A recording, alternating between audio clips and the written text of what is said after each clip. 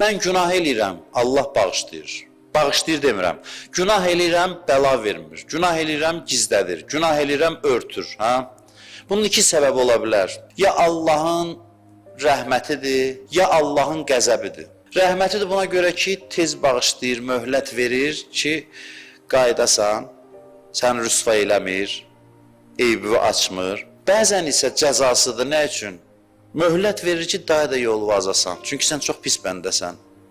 Biz nə bilək hansı haldır?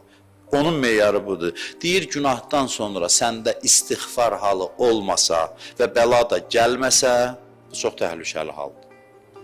Günah eləyirsən davamlı. İstiğfar halında deyilsən, bəla da gəlmir, rahatsan. Bu çox pis haldır, qorxulu haldır. Bu onu göstərir ki, Allah səndən nəzərini çəkib. O nəzəri qaytara bilərsən amma. Bilirsiniz, bu sözləri çox demiş. Allah nəzərini niyə çəkir? Allah çox mehribandır. Amma bəzi insanlar var ki, o yerə çatdırır. Yoxsa Allah 5 gün, 3 günə rahatlıqla adamdan nəzərini çəkməz.